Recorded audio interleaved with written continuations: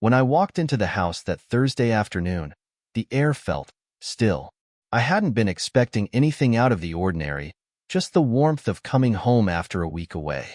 My client meeting in Chicago had wrapped up a day early, and I couldn't wait to surprise Laura with dinner plans. I'd been thinking about her a lot lately. 7 years of marriage, and here I was still thinking about ways to make her smile. The thought of seeing her, of sitting across from her over candlelight and reconnecting, had been the one thing pulling me through an exhausting week. The first thing I noticed as I stepped inside was the unusual quiet. No hum of music from her laptop, no clinking sounds in the kitchen, just an almost oppressive silence. "Laura?" I called out, but there was no answer. That's when I spotted it, a sleek, dark car parked at the edge of our driveway, one I didn't recognize. My pulse ticked up a notch. I tried to shrug it off. Maybe she had a friend over, or maybe it was a contractor. We talked about repainting the upstairs bathroom last week, hadn't we? I wanted to ignore the prickle of unease creeping up the back of my neck. But as I stood there, I noticed something else. The blinds were shut. She never closed them during the day. Laura was obsessed with natural light. With a breath to steady myself, I took a few steps inside. My shoes clicked softly against the hardwood as I crossed the living room, each step louder than it should have been in the silence. Maybe I was being paranoid, but my gut was telling me something was off. I could feel it in the stillness, in the way the house didn't feel like home at that moment. I heard it just as I neared the base of the stairs. A muffled sound drifting down from the second floor, faint but unmistakable. A low, masculine voice, followed by the soft, musical sound of Laura's laughter. Her laughter, light and unguarded, like she hadn't laughed in a long time. My stomach clenched. I couldn't remember the last time I'd heard that laugh directed at me. I stood frozen, torn between wanting to charge up the stairs and needing a moment to brace myself for whatever I was about to find. I searched my mind for an explanation, any reason that made sense of what I was hearing. Maybe her brother had come by, or a friend. But even as I told myself that, I knew it was a lie. I knew because I'd been married to her long enough to recognize the tone in her laugh, the way she spoke when she was trying to impress someone. I began my slow climb up the stairs, every step feeling heavier than the last. As I got closer to our bedroom, the voices became clearer, the laughter more intimate, carrying with it a warmth I hadn't heard in our home in ages. I took one more step, heart pounding so loudly it felt like it was echoing down the hall. The door to our bedroom was slightly ajar, just enough for me to catch a glimpse inside. And there she was. Laura lay on our bed, her hair tumbling over the pillow, her body wrapped in the sheet that barely covered her shoulders. She was propped up on one elbow, laughing at something a man I didn't recognize was saying. He was leaning close, his hand resting lightly on her waist, as if it belonged there. It felt like I'd been punched in the gut, the air knocked right out of my lungs. My legs felt rooted to the spot, too heavy to move forward or back.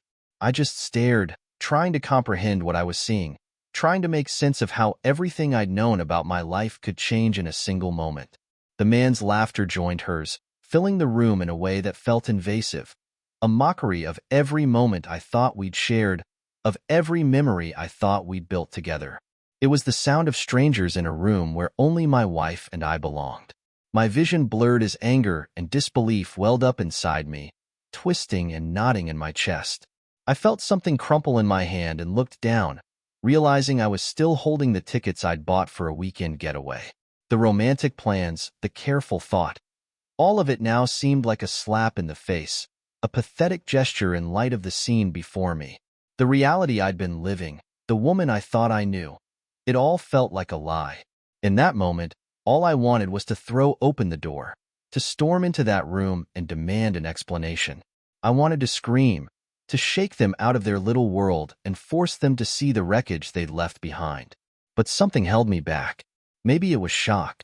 Maybe it was the sick, sinking feeling that no answer they could give would ever be enough. Or maybe, deep down, I wasn't ready to see her face as she tried to explain herself, to hear her scramble for lies that could justify this betrayal. Instead, I took a step back, feeling my way down the hall and back down the stairs, my legs barely holding me up. I didn't want them to know I'd been there, Didn't want them to see the way I was falling apart. I needed time, just a moment to breathe, to think. Back in the kitchen, I collapsed into a chair, dropping the crushed tickets onto the table in front of me. My hands shook as I stared blankly ahead, still hearing their laughter in my head, still seeing the image of her lying next to him in our bed. The same bed where we'd built years of memories, where we'd held each other and made promises to one another. That bed was a sacred place, or at least it had been. Now, it felt like everything about it had been tainted, twisted into something ugly. I reached for my phone, opening up our recent messages, scrolling through weeks of mundane texts, grocery lists, reminders, and the occasional "I love you" that now felt hollow and cruel. Had I missed something? Had she been pulling away, and I just hadn't noticed? Questions swirled in my mind, each one hitting harder than the last. How long had this been going on?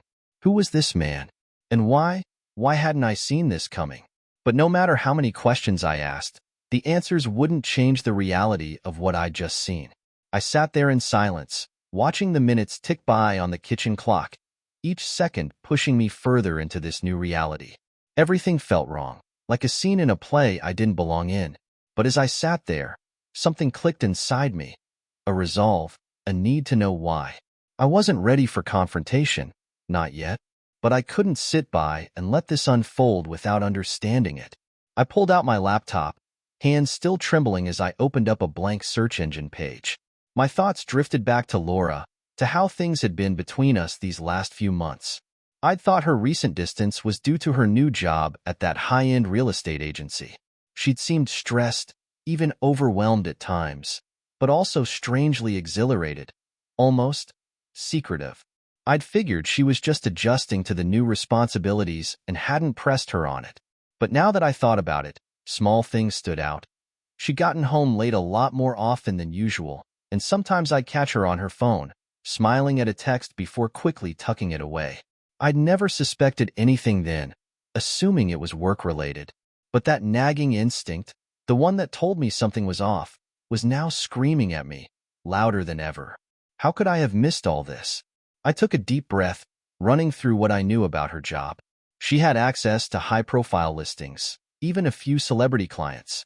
It was a demanding role, but one that allowed her to mingle with people who had money, and lots of it. And I suddenly wondered, had she crossed paths with her lover through work? Or was he someone from her past, someone she kept hidden all this time? Either way, I needed answers, and I was prepared to go as far as it took to get them. That night, after Laura fell asleep, I slipped out of bed and went to her office. It was a small room filled with papers, notebooks, and sticky notes that lined her desk in messy piles. I started with her laptop, but it was locked with a password I didn't know.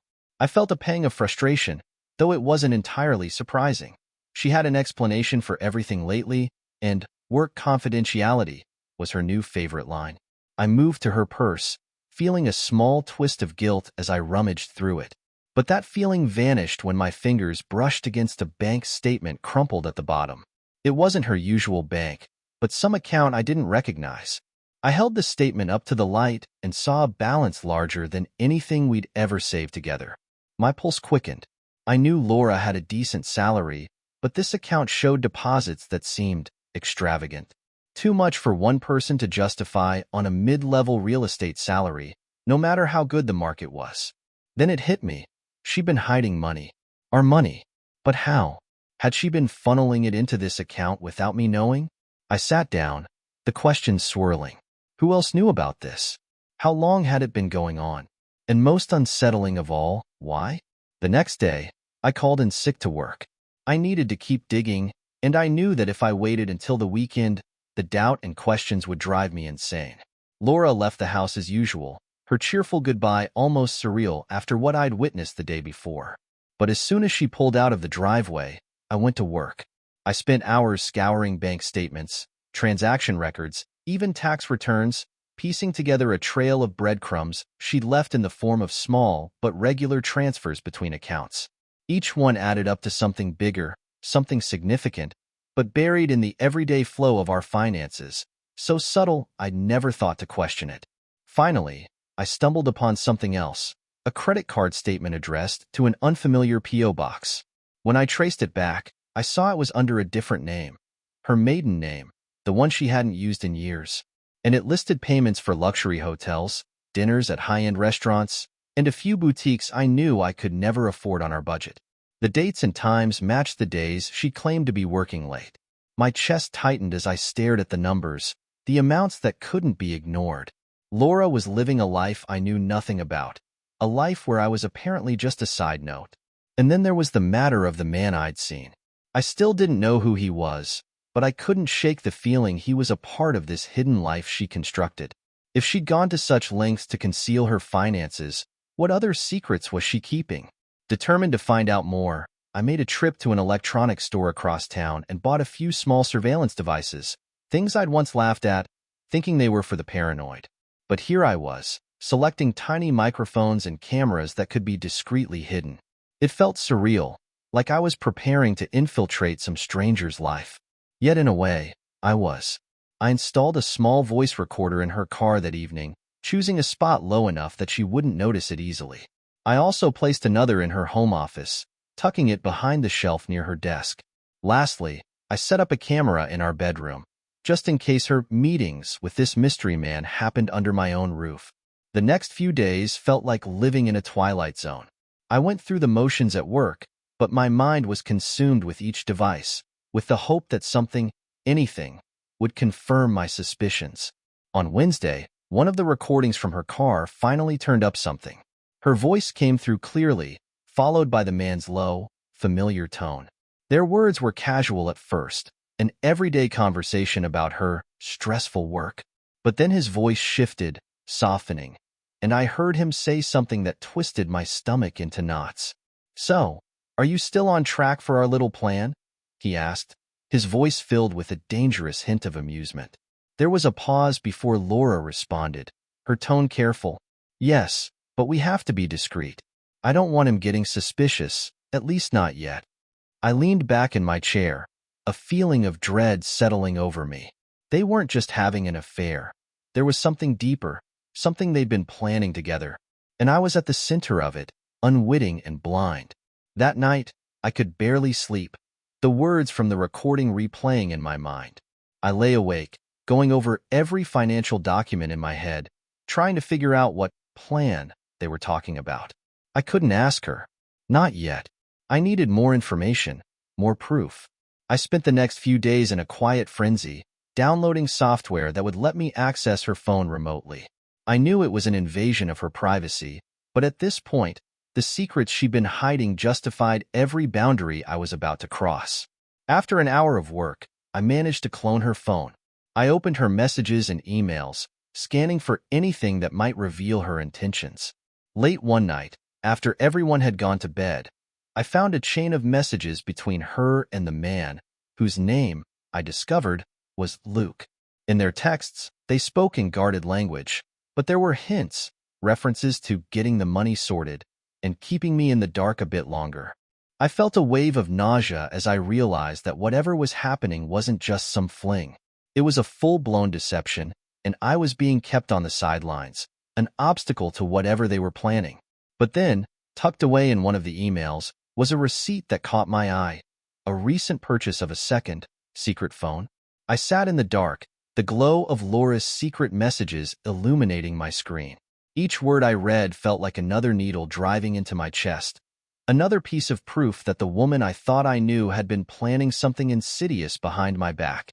I felt sick, betrayed, humiliated, but the anger that had been simmering beneath all that was growing into something else, something colder, sharper.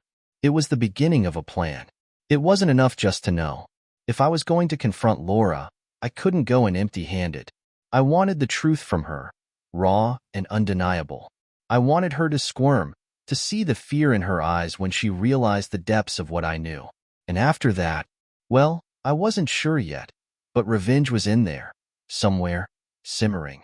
Over the next few days, I began to dig deeper. Every evening, once she was asleep, I would comb through her cloned phone, searching for any detail that could help me untangle the extent of her deception. Every morning, I checked the recordings from the devices I'd planted, hoping to catch another damning conversation between her and Luke. But Laura was careful, guarded. They seemed to communicate primarily over text, almost like they knew someone could be listening. Then, one night, something changed. I noticed that she'd received a message from Luke saying, "It's time to talk logistics. Meet me at the usual place tomorrow." Alone. She'd replied with a simple, "Got it. Usual time?" Luke had confirmed, and that was it. This was it. A meeting, in person. I wouldn't get another chance like this. The next day, I called in sick again. I waited until Laura left the house, and then I followed her, keeping a safe distance. It felt surreal, driving a few cars behind her, watching her weave through traffic like I was some private detective instead of her husband. She drove downtown, finally pulling into the parking lot of a small, upscale cafe on a quieter street. I parked a block away and watched from a distance as she went inside. My heart was pounding. I couldn't just sit back and watch this time. I waited a few minutes, then stepped out of my car and headed toward the cafe. I walked in, trying to act casual, glancing around as if I were just another customer deciding where to sit. And there they were, tucked away in a back corner, leaning in close as they spoke. Laura's back was to me, but I could see Luke's face, see the way his eyes lit up as he talked to her. His hand brushed hers over the table, and she didn't pull away. I positioned myself at a nearby table, low enough that they wouldn't notice me if I didn't make any sudden moves. They were speaking softly, but the cafe was quiet, and I could catch snippets of their conversation. "Once the account clears, we'll have enough," he said, his voice low but confident. "All we need is his signature on the last paperwork, and it's done." "Are you sure he'll buy it?" Laura asked, her tone skeptical but laced with excitement. "I mean, this isn't exactly the cleanest way to go about it." "Trust me," Luke replied, a smirk spreading across his face. "It's foolproof. He won't even realize what's happened until we're long gone." They were talking about me. I could feel it, like a weight pressing down on my chest. Some kind of setup, something they'd been orchestrating in the shadows, each word solidifying the fact that they weren't just having an affair. They were planning a way to ruin me. I forced myself to sit still, to breathe evenly as I listened, my mind racing to keep up with the details I was hearing. What paperwork were they talking about? What account? And what exactly did they mean by long gone? I stayed a few minutes longer, piecing together what I could. They mentioned something about timing it with the next payout, something that sent chills through me. Were they planning to drain our joint accounts? Clean me out completely? As I slipped out of the cafe and back into my car, the beginnings of a plan were forming in my mind. This wasn't just about betrayal anymore. It was about survival. They were going to rob me blind, destroy my finances, leave me with nothing. And I couldn't let that happen. Back home, I spent the next few hours making lists, setting up contingency plans. If they wanted to drain our accounts, I'd beat them to it. I started by transferring half the funds into an account Laura didn't know about, one I'd set up years ago as an emergency fund. Then I drafted an email to my lawyer, vaguely explaining that I needed to understand my options in case of a potential separation. I wasn't ready to file for divorce yet. I wanted more information, more control, but I needed to know what assets were legally mine. Then I turned to the paperwork. Laura had always been the one who managed our finances. It was her thing. She enjoyed the control, and I trusted her. But now I began looking through every file, every document, searching for whatever payout she and Luke had been discussing. Hours passed, the weight of exhaustion creeping in, but I was driven by sheer determination. Finally, buried deep in our joint tax returns, I found it. A mysterious investment account listed under her maiden name, just like the P.O. box I'd found. It was substantial, the deposits coming in regular intervals, yet somehow it had slipped by me until now. My stomach clenched as I realized that they'd likely funneled a lot of our money into this account, that they were planning to cash out the moment I signed whatever paperwork they were setting up. That night, I made the decision. I would play along, pretend like I was none the wiser, wait until they thought everything was perfectly in place, and then I'd pull the rug out from under them. The following week, I went through the motions, acting as if nothing had changed. I let Laura carry on with her late nights and took extra care to seem even more oblivious than usual. I started talking about future plans, family vacations, long-term investments, anything that would keep her from suspecting that I was onto her. Meanwhile, I moved out everything I could from our accounts and secured them in my name alone. I scheduled a meeting with a forensic accountant, someone who could look into the transactions I couldn't trace and give me the upper hand. But as each day passed, I became more deeply entwined in my own act, and a thought began gnawing at me. I couldn't let her know what I'd found. Not yet. If she suspected anything, if Luke got wind of my plans, they might escalate. And I still needed to know what their endgame was, how far they were planning to go. It all came to a head one night, 2 weeks after I'd overheard their conversation. Laura came home late again, smelling faintly of someone else's cologne. She smiled at me with that practiced ease, dropping her bag on the counter like nothing had happened. But this time, there was something else, a flicker of hesitation, a hint of something she was hiding. She sat down next to me on the couch, her hand resting on my arm, her eyes softer than usual. "I was thinking," she began, her voice quiet. "Maybe we should update our life insurance policies. You know, with everything going on in the world, we should be prepared." I felt a jolt of cold dread run through me. Life insurance. I knew we both had small policies, but this sounded like something bigger, something designed to cover all her bases if I suddenly disappeared. But I forced myself to stay calm, even managing a chuckle. "That's a good idea. I'll look into it." Her smile returned, a bit more relaxed, but I saw it then, the glint in her eye that told me she was waiting, biding her time until I fell into whatever trap she and Luke had carefully laid out. That night, as she slept beside me, I lay awake, staring at the ceiling, the pieces falling into place one by one. They weren't just trying to ruin me financially. They were setting me up to be entirely out of the picture. It was then that I decided I wouldn't just take back what they planned to steal. I'd make sure they got exactly what they deserved. The following morning, I felt a strange calm settle over me, like the eye of a storm.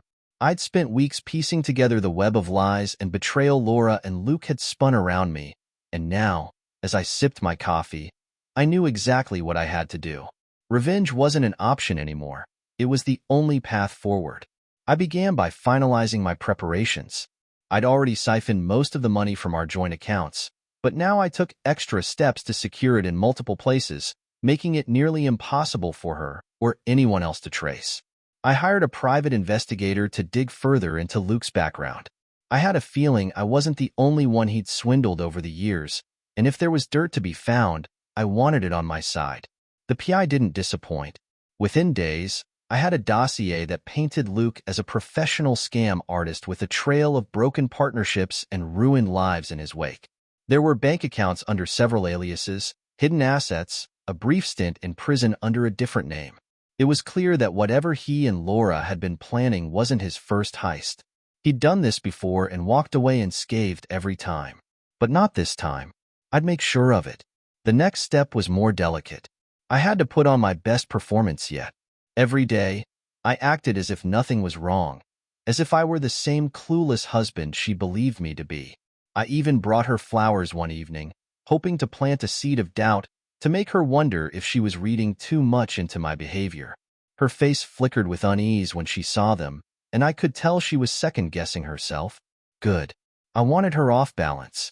Then, just as I suspected, the documents she'd been so eager for me to sign finally made their appearance. She approached me one evening with a nervous smile, a folder in hand. "Hey, I thought we could look over some of the paperwork together tonight," she said, sitting down next to me on the couch. "It's just standard stuff, you know, the insurance policy we talked about, and some other little updates I thought would be smart. Just peace of mind." I kept my face neutral, as though I hadn't spent the past month unraveling her every lie. "Sure, let's take a look." She handed me the papers, and as I glanced through them, I saw exactly what I'd expected. Her life insurance update was a massive payout policy, with her listed as the sole beneficiary. The small updates were joint assets I was supposed to sign over, including the deed to our house and power of attorney. I looked up at her, forcing myself to smile. "This all looks fine to me. You've really thought of everything." She let out a breath, relief flashing across her face. "Thank you. It's just to keep us both protected, you know?" "Oh, I get it," I said, my voice steady. "You're really just looking out for us." The next day, I visited my lawyer. I'd prepped him with a vague story about marital issues and the need to protect my assets, and now I showed him the paperwork she'd wanted me to sign. He confirmed what I already knew, that signing would leave me vulnerable to total financial ruin, and that if anything happened to me, she'd walk away with a small fortune. When I told him I wasn't planning to sign it, he grinned. Good. I was hoping you'd say that, because there are a few things we could do on our end to return the favor. I leaned in, listening to his plan, a strange thrill running through me. It was audacious, the kind of plan that would take weeks to set up but would ruin her and Luke in a way that was so thorough, so satisfying, that I could almost taste the justice of it. We'd create a paper trail that would lead both of them straight into the hands of the authorities. And the best part? They'd never see it coming. The next few weeks passed in a haze of careful moves, strategic deceptions. First, I signed some of the documents, but with subtle alterations that my lawyer helped me craft. One signature would lead her on a breadcrumb trail, the first in a series of maneuvers that would eventually turn all the paperwork back on her. I filed several hidden documents with the bank and a notary, sealing the changes in ways that only I could reverse. Meanwhile, I arranged a few carefully timed business trips, setting up alibis that would work in my favor when everything came to a head. I made sure to leave little hints around the house, a receipt here, a work document there, to make her believe I was away when, in reality, I was right there, watching and listening to every move she and Luke made. As I'd hoped, they took the bait, growing bolder with each day. I even heard them on one of the recordings laughing about how easy it had been to fool me, about how they'd be living it up in a few weeks, without a care in the world. Then came the night I'd been waiting for. Laura and Luke had planned a final meeting at the same cafe, where they'd wrap up their plans before going to the bank in the morning to file the last documents. I'd already sent everything to my lawyer, securing my assets and setting up my own final blow. When they arrived at the cafe, I was there first, sitting at a table in the far corner. I watched as they slid into their seats, Luke slipping his arm around her as they huddled close, poring over papers and sharing conspiratorial smiles. They were so absorbed in their plans that they didn't even notice me when I slipped out and left a small envelope on their car. In that envelope was the last piece of my puzzle, a signed confession I'd written, detailing every ounce of betrayal, every financial manipulation, every sordid plan they'd laid out against me. Only, it was written as if it were in Laura's words. And it was backed up by every recording, every document, every text message I'd saved and given to my lawyer, who was waiting to file everything with the authorities the next day. I walked away from that cafe feeling like a weight had lifted off my shoulders. I went back home, packed a small bag, and drove to a hotel on the other side of town, ready to watch the pieces fall into place. The next morning, I got a call from my lawyer. His voice was filled with excitement as he explained that everything had gone off without a hitch. The authorities had received the evidence and had already issued warrants for both Laura and Luke, based on the overwhelming paper trail and the falsified confession. The beauty of it was that everything pointed back to them, not to me. It was Laura's name on every account, her signature on the papers, and Luke's complicity in every message. Later that day, I watched the news coverage, feeling an intense satisfaction as their faces appeared on the screen, both of them in handcuffs, led out of the bank where they'd gone to claim their winnings. The anchor reported that they were wanted for fraud, embezzlement, and conspiracy, all tied back to a string of other victims Luke had conned in the past. By the time the story broke, I was already on a plane to a small town halfway across the country. I'd taken the last of my secured funds and bought a cabin there, nestled in the quiet hills where no one knew me. I didn't need revenge beyond what I'd already orchestrated. Knowing they were both left with nothing, each other and the consequences of their actions, was all the justice I needed. As the plane took off, I glanced out the window, feeling the last traces of bitterness fade. They were gone from my life now, reduced to a story I'd one day tell as a lesson in trust and betrayal. And as the plane climbed higher, leaving my old life behind, I felt something I hadn't felt in years: peace. And that's how it ended. If you enjoyed this story, don't forget to subscribe, like, and comment your thoughts below.